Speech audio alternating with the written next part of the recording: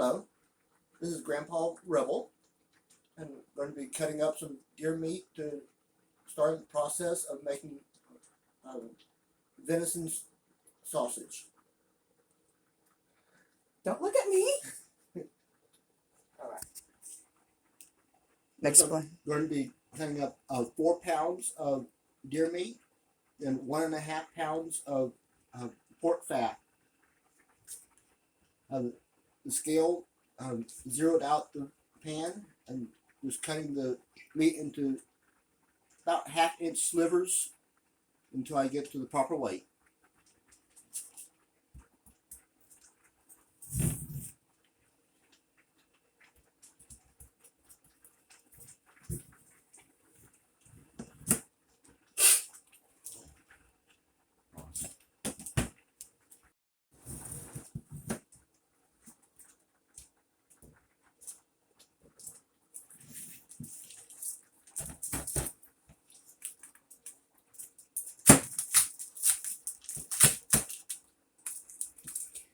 Now, question for the gallery. Why are we cutting up meat frozen? The grinder works best if the meat grinder and the meat is at or a little bit below freezing point.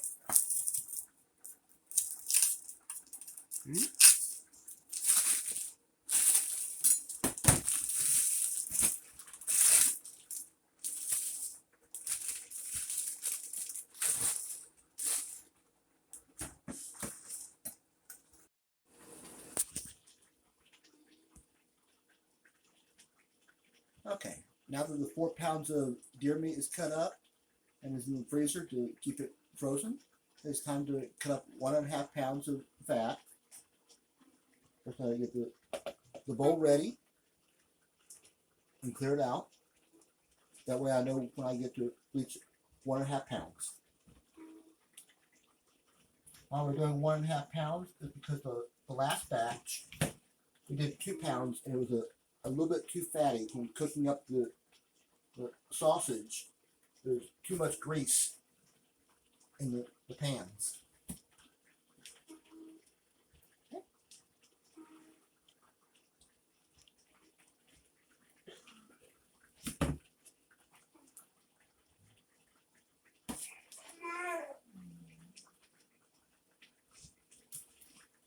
And there's Buddy wanting something to drop.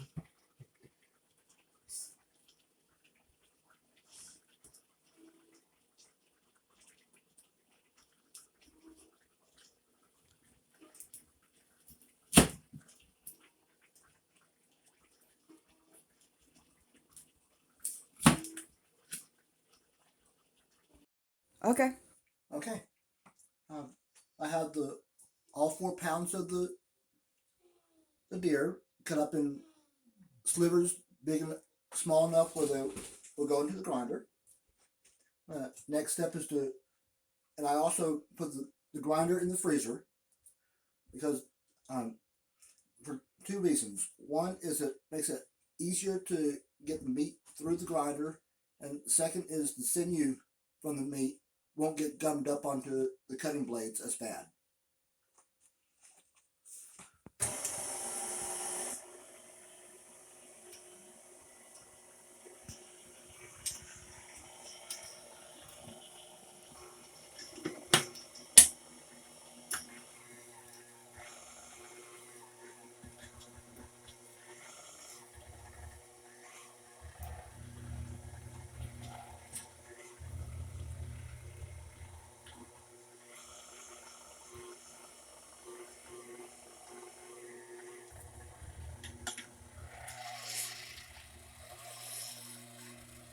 Don't break this.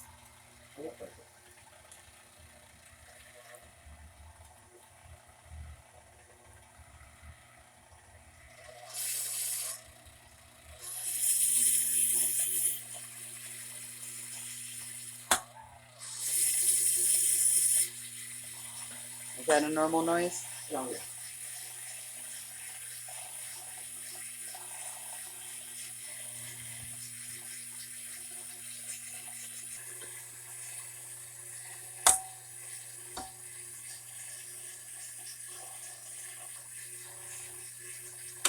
Maybe a little less frozen.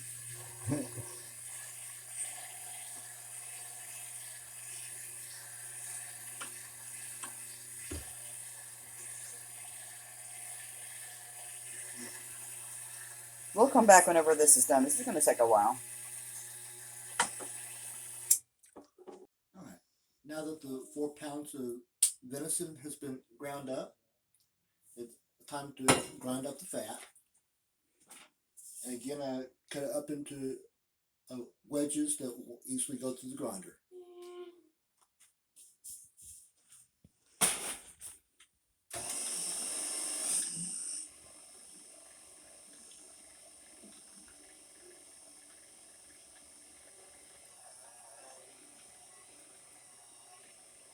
It's nice even pressure. Let the grinder do the job. Don't force it. Like with any mechanical device, if you force it, you have a tendency of jamming it up or burning something out. Just let the grinder do the work. I'll be right back once the fat is ground up. Now that the fat is ground up, I can disassemble the grinder and replace the cutting pad with the medium grinder. Then put the fat and the meat through to at the same time to mix it all together.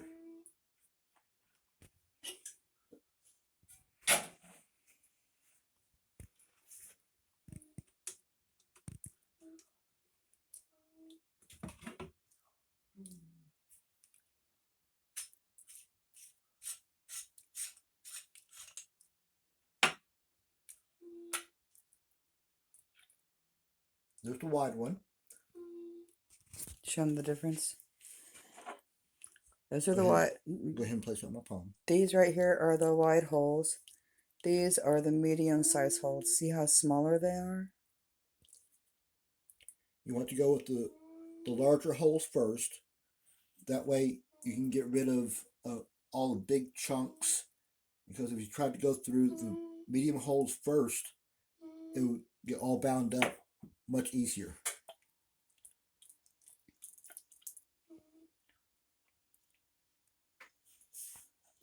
There's a little notch in the wheel, which corresponds to a peg that's on the grinder. That's just to hold it in place.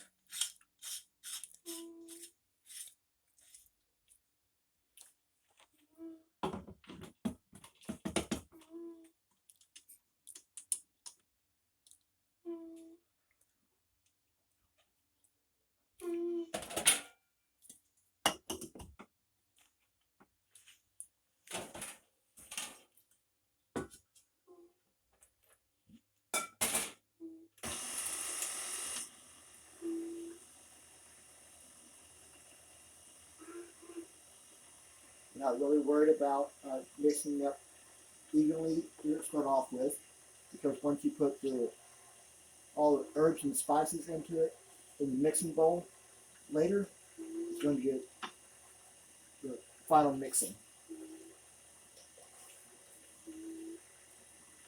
And slowly by slowly, work it on in.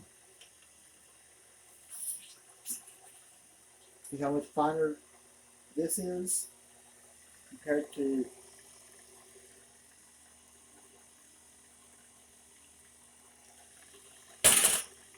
and then once you mix everything through the mixer later, it's going to be even finer and almost a paste.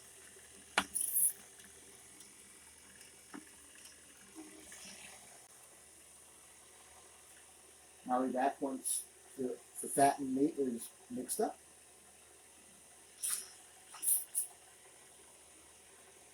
Now that the meat and fat has been ground together, you can disassemble the grinder, take all the residue that's in it and just put it in the bowl. We'll save this for later until we get the all the dry ingredients all mixed up, and then we'll mix it all together. Okay. There are probably as many recipes for venison sausage as there are people who make sausage. But the one we're going to be doing today, I have all the ingredients lined out here. I have a quarter cup of red wine, quarter cup of water, 20 grams of dry milk powder. The dry milk powder helps bind everything together in the finished product. Here I have 2 tablespoons of garlic, 1 1/4 tablespoons of Himalayan pink sea salt, a quarter teaspoon of celery seed,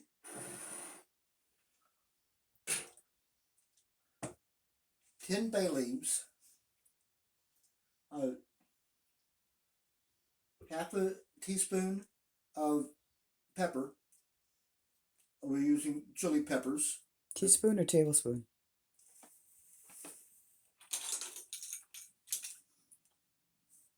Teaspoon. Got it. And then a tablespoon of both basil and thyme. I'm going to be running all this through the grinder to make it into a nice powder. All the dry ingredients. All the dry ingredients. The red wine and the water will be added later. So all the dry ingredients will be ran through the grinder to make a nice, very fine powder, so that when it's mixed in with the meat, it will spread evenly, and there won't be any clumps of any particular spice. Go ahead.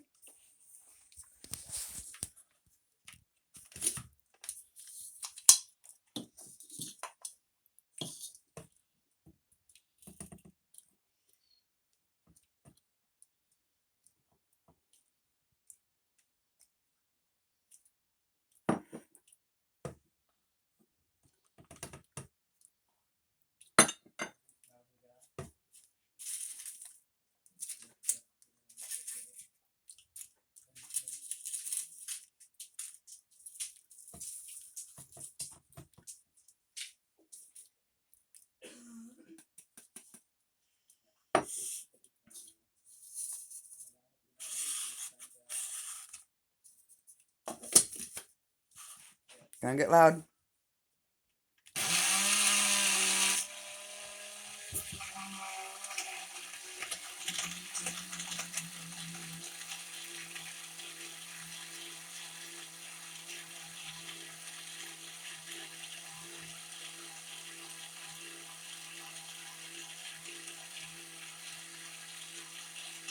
You want to keep mixing until it's a very fine powder.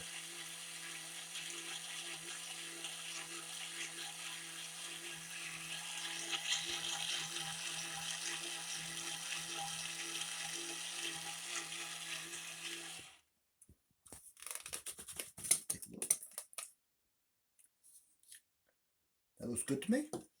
It's smoking.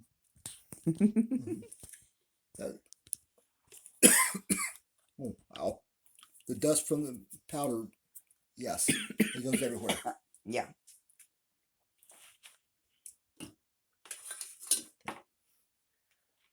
Now to get the mixer set up, and we'll mix everything together.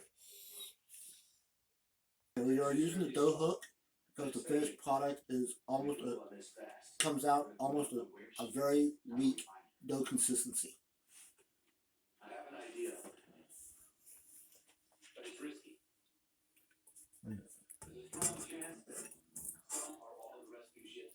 Put a nice layer of the meat. Then I'll put the dry ingredients, another layer of the meat, and the wet ingredients,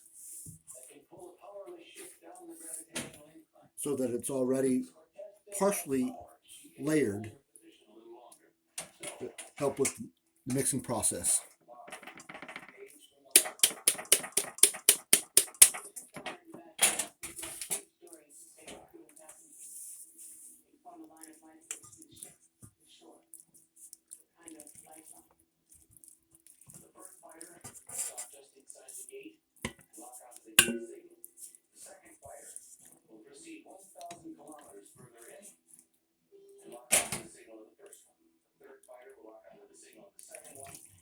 Put in the wine.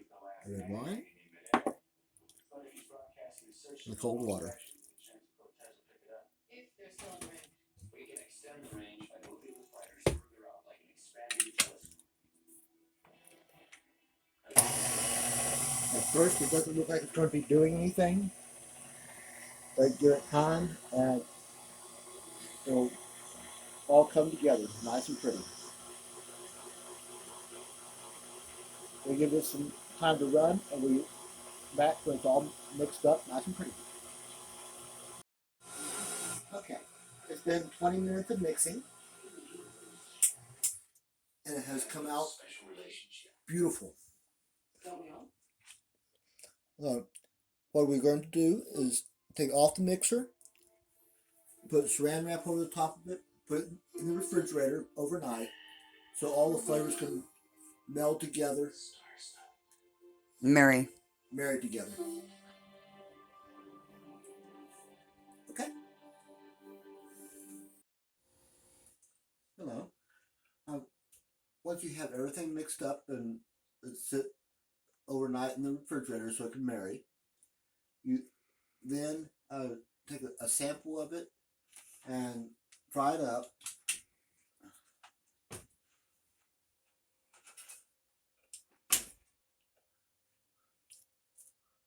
Doesn't take much, just a sample's worth. So you can taste test it. So you can get exactly the way you want it. That way you can add herbs and other, if it needs more salt, needs more pepper, things of that nature. We did make 2 additions to the recipe. I added another tablespoon of pepper because The chili pepper. chili pepper because we weren't able to taste the chili pepper in the first sampling. Now we sampled it afterwards and it did have a little bit of the flavor of the chili pepper but not any real heat, and that's what we like. Your personal taste might be different and you might want something spicy and add pepper or other herbs as you feel necessary. After it's fried up and you have it exactly the way you like it, then the next step is to start tubing it into sausage links. I'll get this set up and we'll be right back.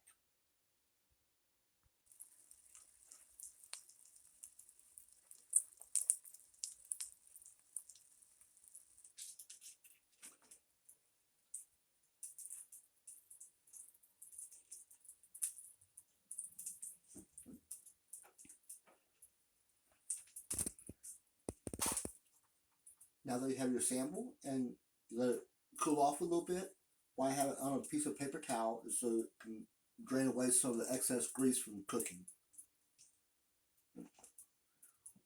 When you get the way you want it, it'll be time to start tubing the rest of the meat.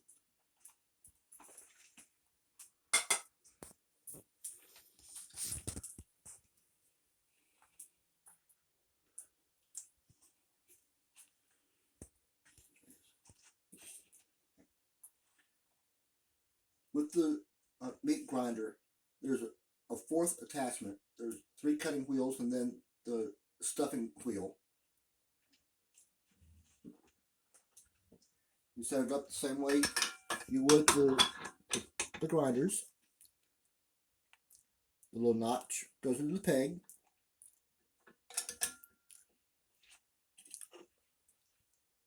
And you put the tube on and the ring on. Not putting the ring on right now because I still need to put the casings onto the tube. And that's easier done with it off the machine. We have tried several different methods of getting it onto the tube. I tried grease, tried dry, and what I have found that works the easiest is warm water to open up the end of the tube.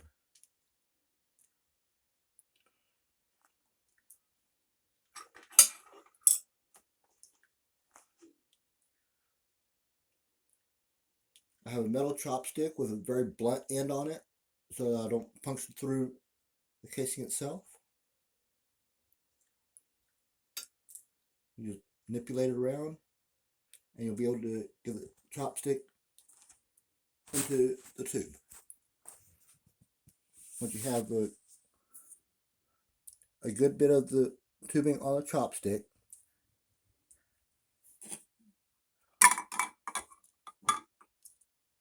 warm water works great. Then you work the tubing up over this guy, The funnel. the funnel. I want to call it a funnel. Oop. Meat funnel. There you go. Let's try that again. Okay. You don't have to say it, just do it again. Okay.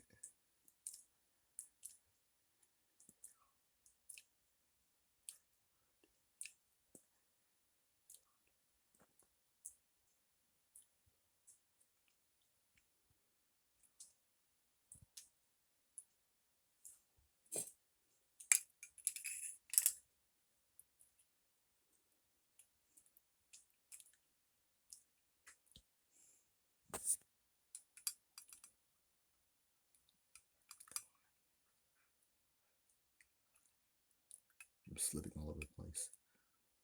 I've noticed.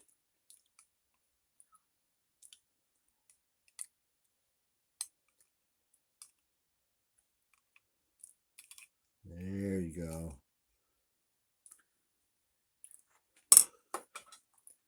So I can get the chopstick out. That's why I have doing this off of the machine.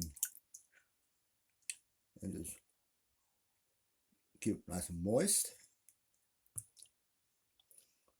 And work the tubing, The casing, all the way up on the tube. It'll take a few minutes and we'll be right back. Okay. Now I have the casing on the tube. I can finish putting it onto the machine. You might want to turn that off. Yes.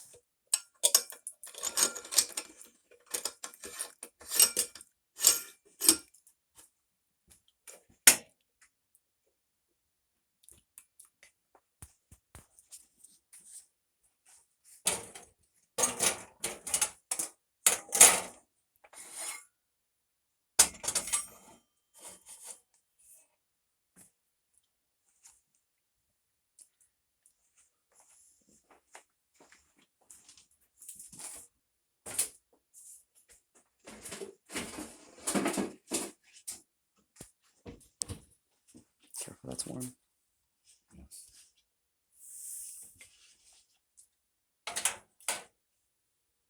We need to wait a few minutes for the stove to cool down, and then I'll finish setting this up for the stuffing. Now that I left the end of the tube open and untied, because when I do the first little bit of the meat, it's going to force all the air that's in this thing out, and before the meat starts coming out. Once the meat starts coming out, then I'll stop it and we'll tie off the end.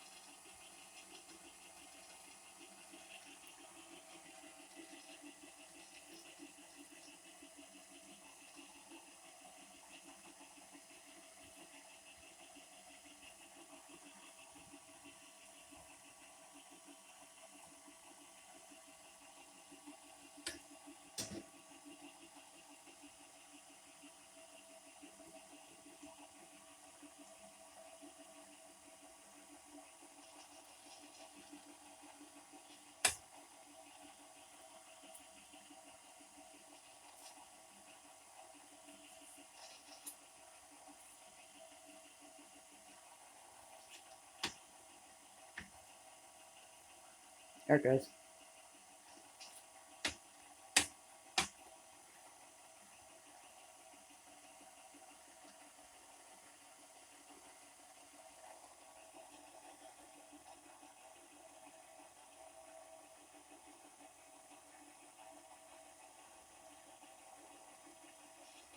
Okay. Now we can tie off the end.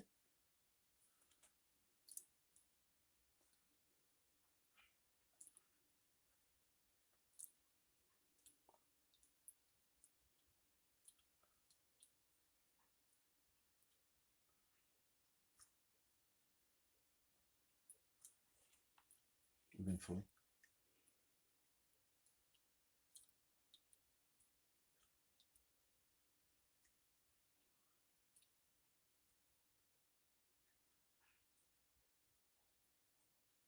There we go.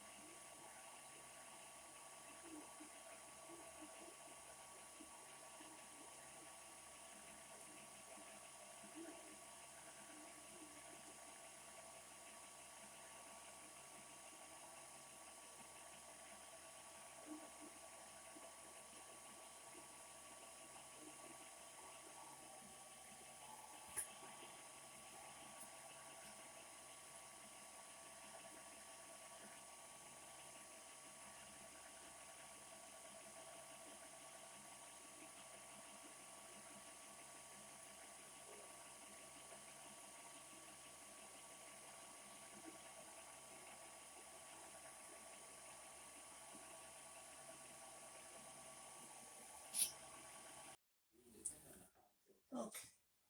After 4 failed attempts, I finally got one casing to go all the way through. Now it's a matter of separating this out into the size that you like. We normally do about 6 inches.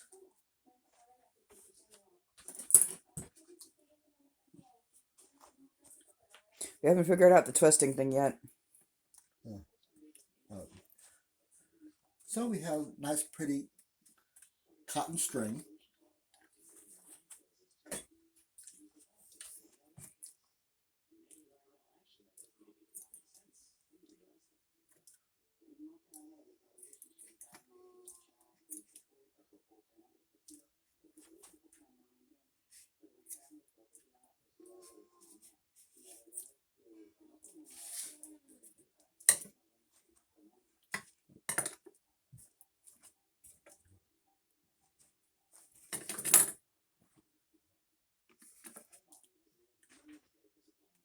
Using the cardboard as my ruler.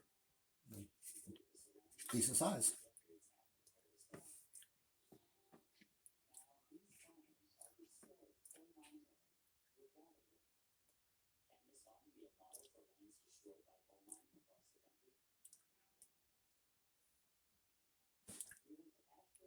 A nice firm double knot. A second one right next to it.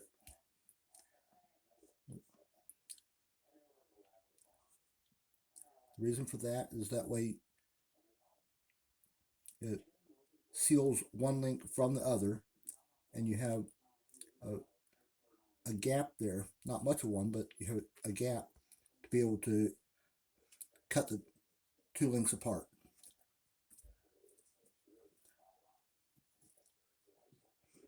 When we figure out how to twist this to where it won't come completely apart, we'll start twisting. Right now, this is about the only solution we have right now.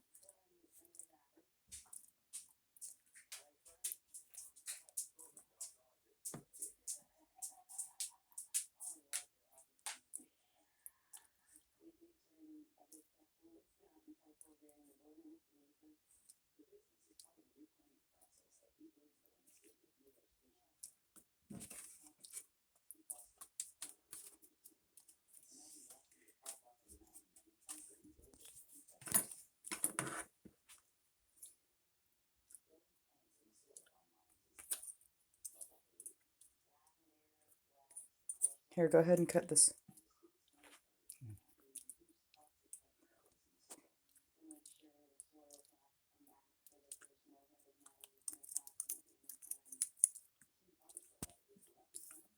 Right between the 2 knots.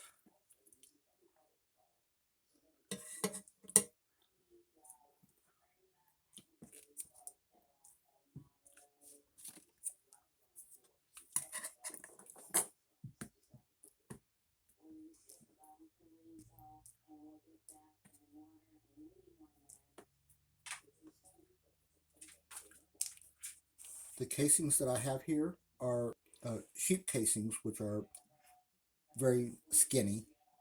You can get hog casings that are a much larger diameter to them if you want fatter sausages. He wants out.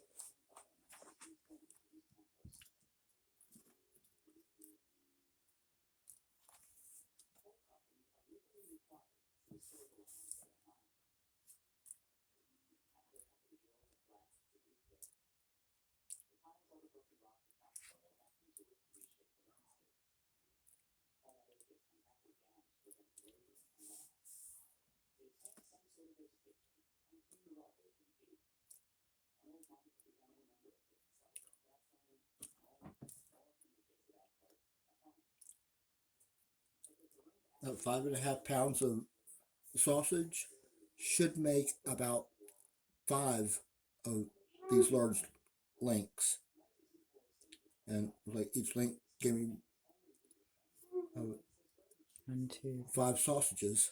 about 25 sausages. When you're eating it for breakfast, 2 sausages is all you really need. Okay. Have fun and experiment. Thank you for watching.